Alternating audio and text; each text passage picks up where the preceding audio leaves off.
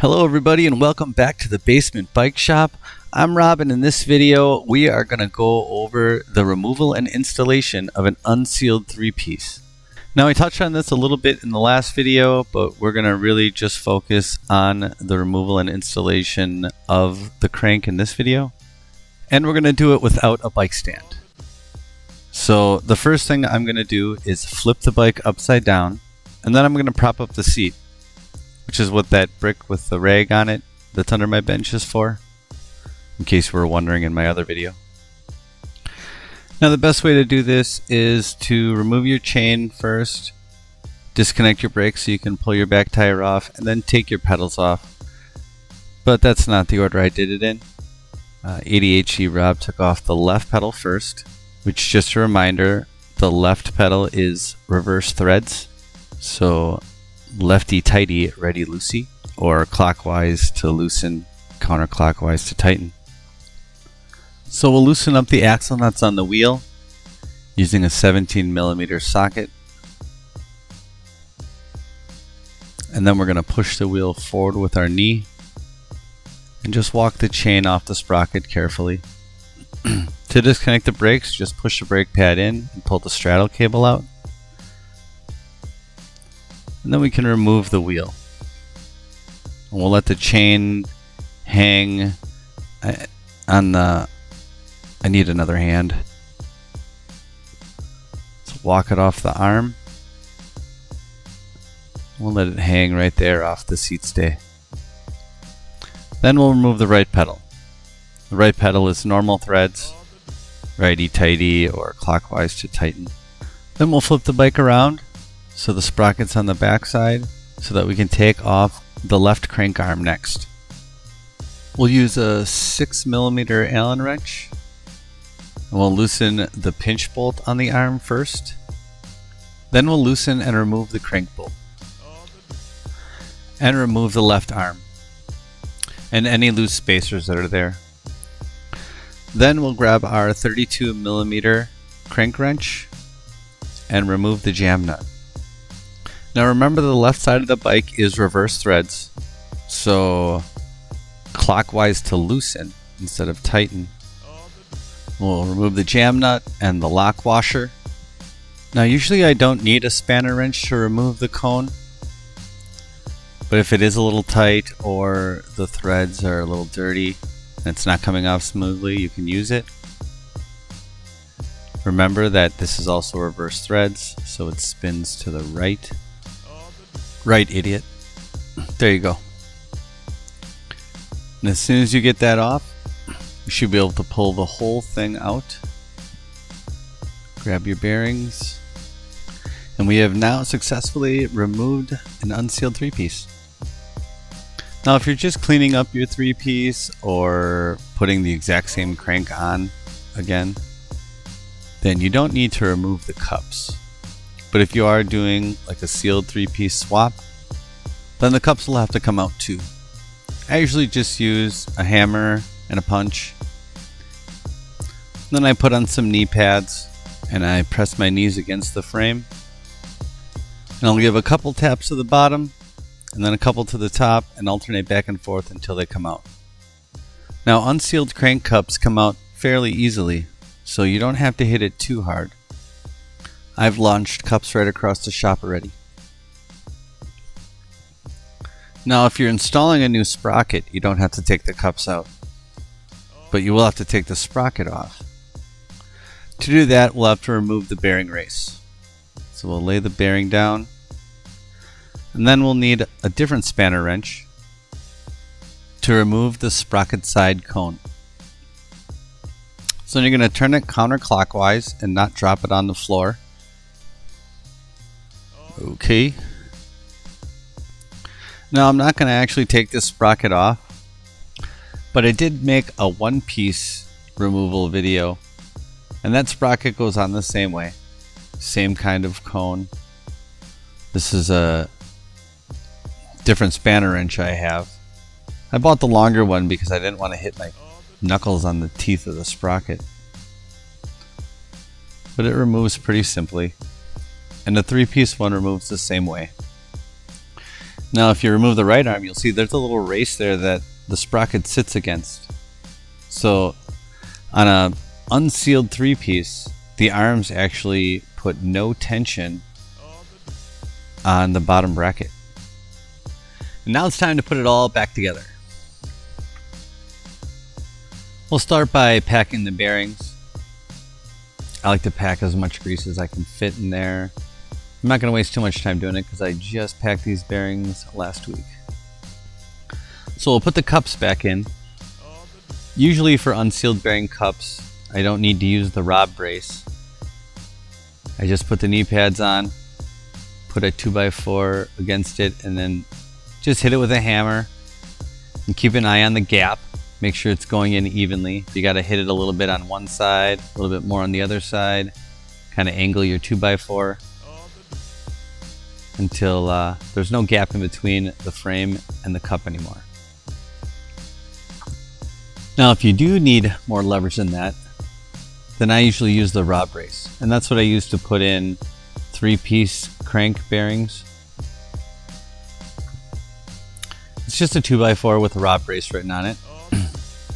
And then I stack stuff underneath it to get it the exact height that I need it. Here I used a storage bin and some park toolboxes. And then I put the other end against a concrete or a block wall, not against drywall or anything like that. And then that will hold the bike so my knees don't have to. And then I can get a little more solid hit on the 2x4 and the cup.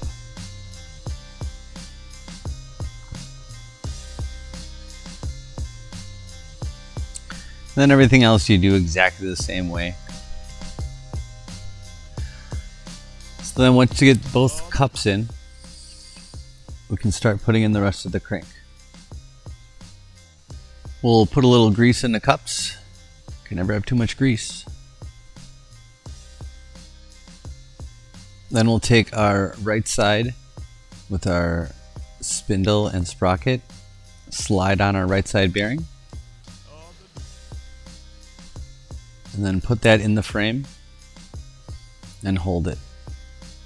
Then we'll take our left side bearing and seat that in. And then our cone nut, bearing race nut, whatever you want to call it. And we'll screw that on. Remember, counterclockwise, reverse threads to tighten on the left side. Or righty loosey, lefty tighty.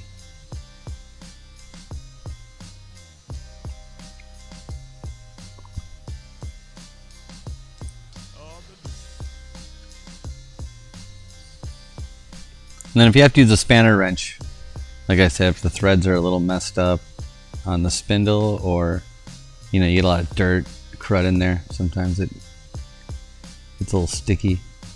If it's brand new, I should be able to get it all the way tight just using my finger.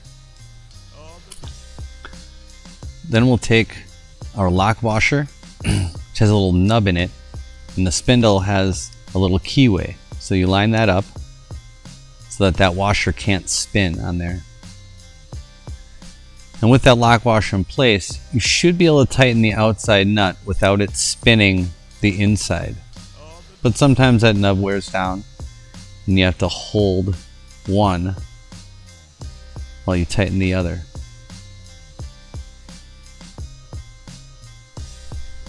Usually I'll give it a little crank, and then if it's too tight, I'll take my spanner wrench on the inside of that and I'll loosen it. And then when I get it right, then I'll crank it all the way down. Next we'll put on the left side crank spacers. There were 2 of them. And then we'll hold them on while we put on the left arm, making sure that it is parallel to the right arm. Now with the 8 spline spindle, it's pretty easy to do. As opposed to a 48 spline spindle where you could have it just a little bit off. Also, the writing goes on the inside of the arm, so turn that around. And then we're ready for our bolts. We always start with the crank bolt, We'll tighten that down before we tighten down the pinch bolt. Now on this unsealed 3-piece, I feel like you have to worry less about tightening it down too far because the arms have nothing to do with the bottom bracket tension, unlike a sealed 3-piece. Which if you cut your center spacer right on a sealed 3-piece, it should be fine also, but I never do. Then we'll tighten down our pinch bolts.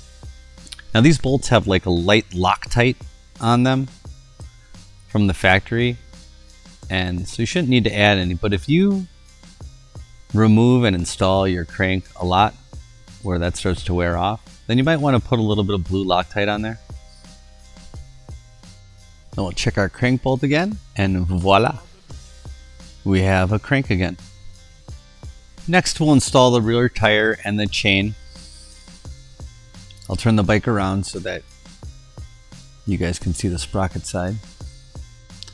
Now there are a couple different ways to do this. I guess my favorite is to put it on just the crank arm and then on the rear driver or cog right away. And then I just slide the tire in and then I put the chain on the sprocket. Then we'll tighten down the wheel while setting the chain tension.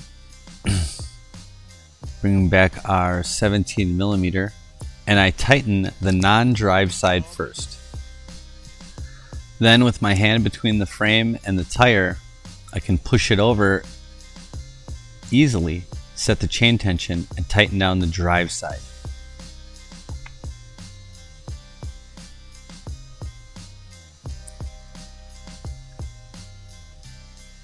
And then after that I loosen the non-drive side, set the tire straight, and then tighten it back up. Lastly, we'll put our pedals on. Put a little grease on the threads, and then the right side is clockwise to tighten. Regular threads, righty tighty, lefty loosey. The pedal wrench is 15mm, by the way. And then the left pedal, remember reverse threads, so turn it counterclockwise to tighten. And then the last thing we're going to do is hook the straddle cable for the brakes back up. And all we're going to do is push the brake pad against the rim, hook in the little ball,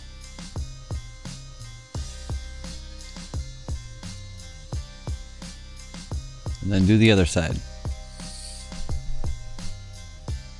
And that about wraps it up for this video. Thanks for watching.